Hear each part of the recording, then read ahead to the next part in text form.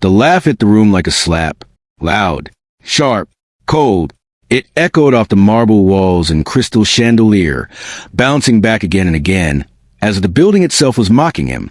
The boy stood there, small in a space built for giants, his worn sneakers leaving faint marks on a floor that cost more than his whole life.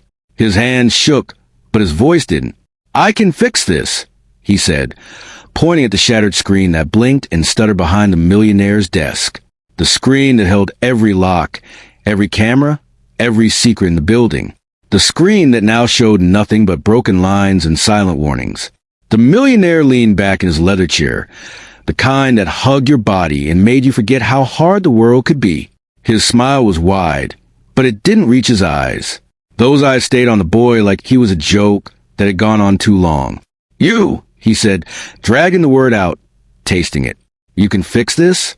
His fingers tapped the arm of the chair, slow and bored, like he already knew the answer. The room shifted. Men in dark suits leaned toward each other, whispering behind their hands. A guard near the door straightened up, his hand brushing against his belt. The air felt thick, like it was holding its breath. The boy felt every stare, every doubt, every silent judgment pressing down on his back. He swallowed. His hoodie felt too thin. His skin felt too exposed. But he didn't step back. "I've seen this kind of error before," he said, softer now, but still steady. "It's not the system. It's the loop inside it." The millionaire laughed again, this time shorter, sharper. "This is a $30 million security network," he said, standing up slowly. He walked around the desk, his shoes clicking against the floor like a countdown. "Built by the best minds in the world. And you're telling me you can fix it?" The boy nodded. "Just once." The millionaire stopped in front of him. Up close, he smelled like expensive cologne and power. He looked down at the boy like he was looking at something that had wandered in by mistake.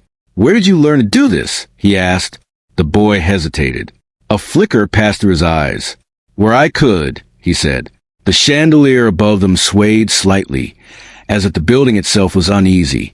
Outside, rain beat against the tall glass windows, streaking the city lights into long, blurry lines. The storm made the room feel smaller, closed in, like there was no escape from what was about to happen. The millionaire turned away with a wave of his hand. "Get him a chair," he said to the guard. "Let him watch the real experts work." The guard didn't move at first. Then he cleared his throat and pointed to a small chair near the wall. The boy walked to it, each step heavy, each step louder in his ears in the rain outside. He sat down, folding his hands in his lap, trying to make himself smaller, trying to disappear. Across the room, technicians rushed to the broken screen. Their fingers flew over keyboards. Their voices overlapped. "It's not responding. The firewalls locked us out. We're losing access to the lower floors." The millionaire stood behind them, arms crossed, his jaw tight now. His laughter was gone. The room filled with the sound of machines struggling and people pretending they weren't scared. The boy watched. He leaned forward in his chair, without meaning to. His eyes followed the lines of code flashing and vanishing. His fingers twitched, like they wanted to move, like they remembered something his mind couldn't forget. A technician slammed his hand on the desk. "It's no use," he said. "The system's trapped in a loop. It keeps resetting itself." The boy's head lifted. "That's what I said," he whispered, but no one heard him. Or maybe they did and chose not to. The millionaire ran a hand through his hair. "How long?" he demanded. "Minutes, maybe less," someone answered. "If this goes down completely, we lose everything. Records, accounts, security." The word everything hung in the air. The boy stood up. The guard took a step forward. "Sit down," he said. "I can help," the boy said, louder now. His voice cracked, but he didn't stop. "You have to cut the loop from the inside. You have to trick the system into thinking it's already reset." The room went quiet. The millionaire turned slowly. His eyes locked on the boy, not with laughter this time, but with something darker, something like being challenged. "You're saying my team doesn't know what they're doing?"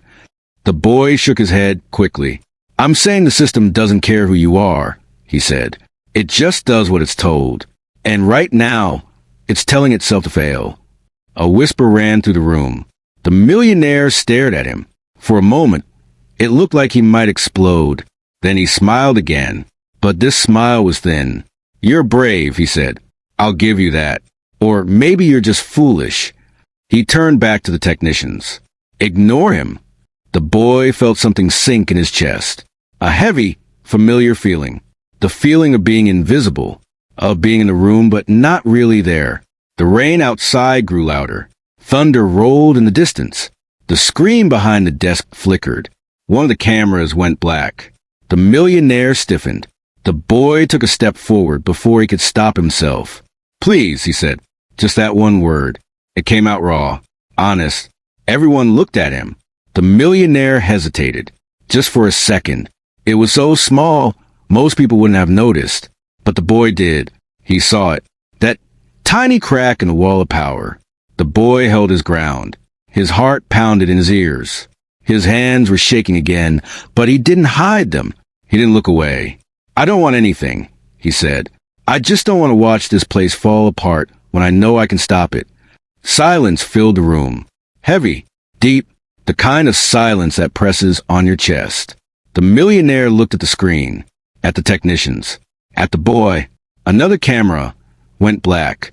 The chandelier above them creaked softly. The millionaire exhaled, slowly. "5 minutes," he said. "That's all you get." The boy's breath caught. He nodded once, twice, like he was afraid the moment would disappear if he didn't hold on to it. He walked toward the desk, every step feeling like he was walking into a storm. The room watched him now, really watched him. The kid in the hoodie, the kid with nothing but a promise. His fingers hovered over the keyboard. The screen blinked again, and the boy took a breath, not knowing if this would be the moment that changed his life, or the moment that proved the millionaire right. The room leaned in. The rain outside paused, like the world itself was waiting. They pushed him back to the wall, like he was part of the furniture, like a shadow that didn't belong to the room. The guard hand pressed lightly against the boy's shoulder, not rough, but firm enough to remind him where he stood in this world. The corner was cold. The air there didn't move. He sat on the edge of the small chair, knees pulled in, eyes still locked on a glowing screen across the room that blinked like a wounded eye. The technicians stood in a tight group, their suits sharp, their shoes clean, their voices loud with words that sounded smart but felt empty. Fingers flew over keys. Screens flashed. Lines of code poured down like rain that never touched the ground. Every few seconds, someone sighed. Someone swore under their breath. Someone looked back at the millionaire, waiting for approval, waiting for relief, waiting for the kind of nod that meant they still mattered. The millionaire paced behind them, back and forth, back and forth. His footsteps cut through the hum of machines like a ticking clock. Each step carried less patience than the last. His face was tight now, his jaw set. The smile from before had disappeared like it had never existed. "How hard can this be?" he said, his voice low, dangerous. "I didn't pay millions for a guessing game." The boy watched it all. The movement, the anger, the fear hiding behind the power. He watched the way one technician's hand shook just a little when the screen froze again. He watched the way another wiped sweat from his forehead, even though the room was cold. He watched the numbers and symbols that didn't make sense to anyone else, but spoke to him like a quiet voice in a loud crowd. He pulled a scrap of paper from his pocket. It was torn from an old-school notebook. The lines faded, the corners bent. He held it on his knee and began to write. Just small notes, arrows, circles, a few words that only meant something to him. His pencil scratched softly, almost lost in the noise of the room. "Sir," one of the technicians said, turning to the millionaire, "we're locked out of the main server. It's like the system built a wall around itself." The millionaire stopped pacing. "Break the wall," he said. "We can't," the technician answered. "It's feeding back into itself. Every time we try to cut in, it resets." The boy's pencil paused. He raised his hand. The guard near him snapped his head around. "Not now," he said, sharp, like he was talking to a child who had asked for candy in a church. The boy's hand dropped.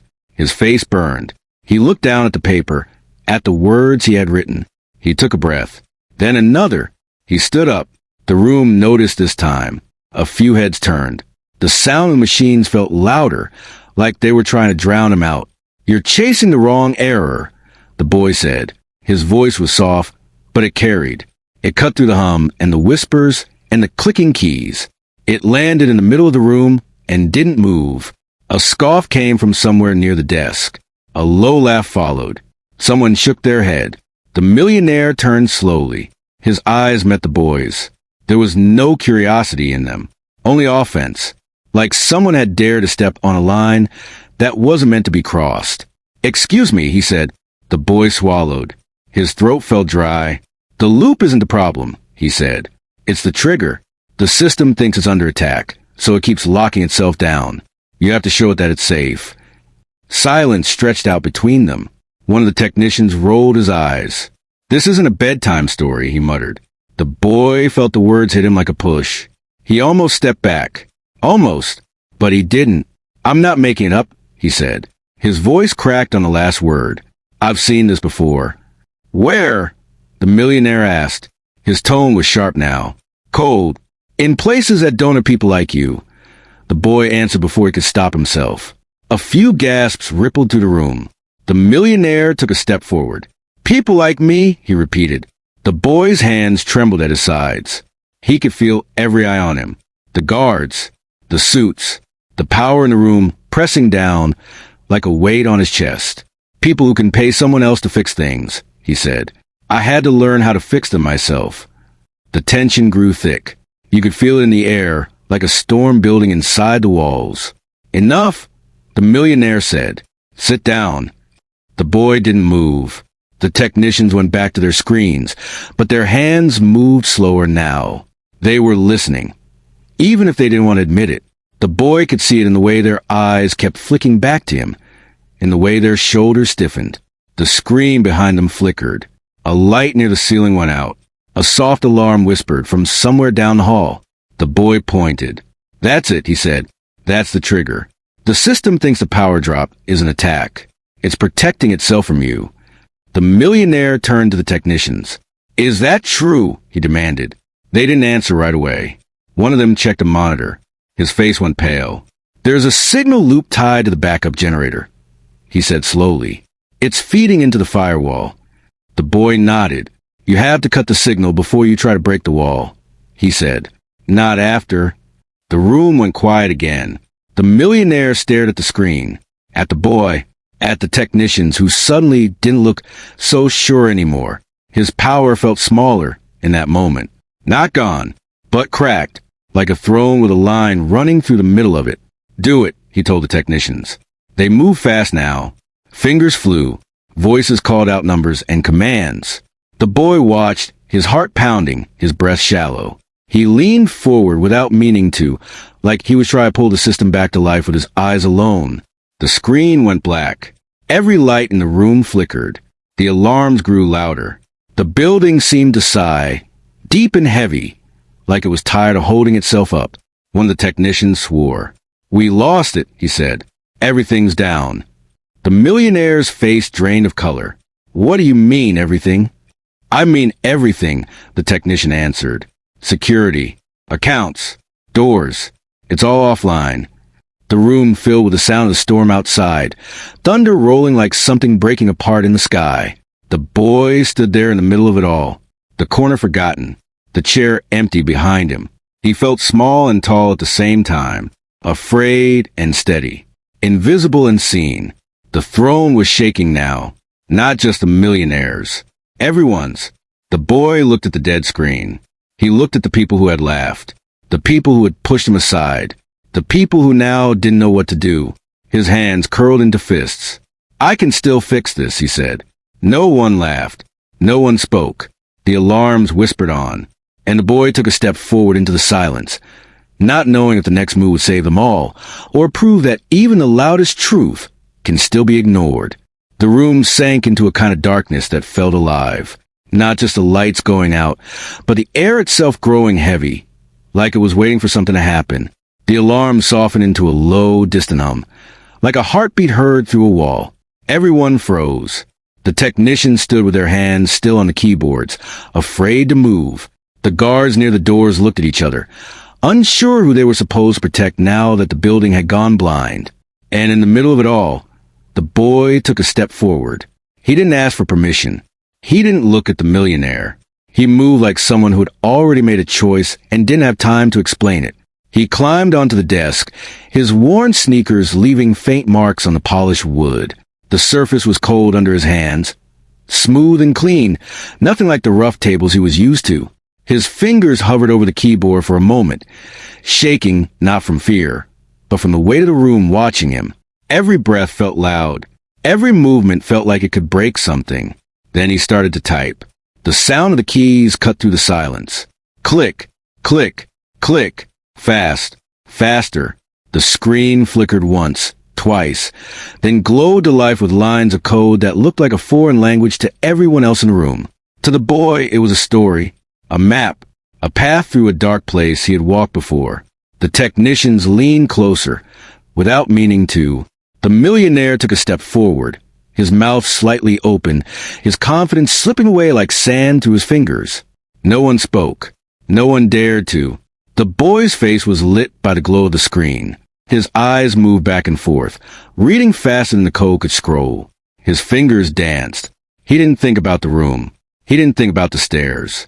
He thought about the nights he had sat in his shelter with a broken laptop on his knees, listening to rain hit the roof while other kids slept. He thought about the library that smelled like dust and old books, where he learned to fix things because there was nothing else to do.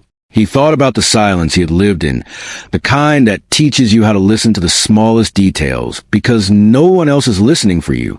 The screen blinked. A camera feed came back to life. A soft gasp ran through the room. Another feed turned on. Then another. Doors unlocked. Lights flickered on one by one. Like the building was waking up from a bad dream. The hum of the system grew stronger, steadier, until it filled the space with a low, steady sound that felt like relief. The building exhaled. The boy didn't stop. His hands kept moving, making sure the system stayed awake, stayed calm, stayed safe. He typed a few more lines, then leaned back, breathing hard. Sweat ran down his forehead. His arms trembled. He blinked like he wasn't sure what he was seeing. The room stood there, frozen in a moment that didn't feel real. The millionaire was the first to move. He stepped closer to the desk, slowly, like he was walking towards something he didn't understand. His face had changed. The sharp edges were gone. The smile was gone. What was left was disbelief, carved deep into his eyes. "How did you do that?" he asked, his voice lower than it had ever been. The boy slid off the desk. His legs almost gave out when his feet hit the floor. He caught himself on the edge of the table, steadying his breath. He looked up at the man who had laughed at him, who had waved him away like he was nothing. He saw something different there now. Not power, not control. Something softer, something uncertain. "I just listened," the boy said. The technicians stood back, silent. Their screens glowed in front of them, alive again, working perfect. None of them spoke. None of them took credit. They looked at the boy like they were seeing him for the first time. The millionaire shook his head slowly. "Where did you learn to do this?" he asked again. But this time there was no edge in his voice. Only a question. The boy hesitated. The room waited. "In shelters," he said. "In libraries. Anywhere I could find something broken." The word broken hung in the air. "I didn't have money," he went on. "I didn't have teachers. I had time. And I had problems. So I learned how to fix them." No one laughed. The boy looked around the room. At the guards who had pushed him aside. At the suits who had whispered and scoffed. At the man who had sat on a throne of leather and glass and power. "I didn't do it for a job," he said. "I did it because if I didn't, things stayed broken. And when things stay broken long enough, people do too." The silence that followed was different. It wasn't tense. It wasn't heavy. It was deep, like everyone in the room had fallen into the same thought at the same time. The millionaire ran a hand over his face. He looked older in that moment, smaller, like the room had grown and he hadn't. "You saved my building," he said. The boy shook his head. "I just fixed the system," he answered. "People still have to fix the rest." The words landed harder than any alarm. The millionaire turned to the technicians, to the guards, to the people who had filled the room with noise and doubt and power. "Did you hear him?" he said. No one answered. The boy felt his chest tighten. He wasn't sure what he had just done. He wasn't sure what was going to happen next. He only knew that something had changed. He could feel it in the way people stood, in the way they looked at him, in the way the air felt lighter, like a window had been opened somewhere. The millionaire took a step closer, then another. He stopped in front of the boy, close enough that the boy could see his own reflection in the man's eyes. "What's your name?" he asked. The boy told him. The millionaire nodded slowly, like he was trying to remember it, like he was trying to hold on to something he didn't want to lose. "Thank you," he said. The word felt strange in the room. Small, simple, heavy. The boy didn't know what to say back. He just nodded. Outside, the storm had eased. The rain was softer now, tapping against the glass instead of slamming into it. The city lights shone through the windows, steady and bright. The power in the room had shifted, not in a loud way, not in a way that could be written down or measured, but in a quiet way, a way that sat in people's chests and asked them questions they weren't used to answering. The millionaire looked at the glowing screens one last time. Then he looked at the boy. "I thought money could fix anything," he said. "Tonight, I learned it can't." The boy met his eyes. "Sometimes you just have to listen," he said again. The room stood there, caught between what it had been and what it might become. The systems were online. The building was safe. But something else had been turned on too, something harder to shut off. And as the boy stood there, tired and trembling, but still standing, the people in the room felt it. The quiet truth that power doesn't always sit in the biggest chair.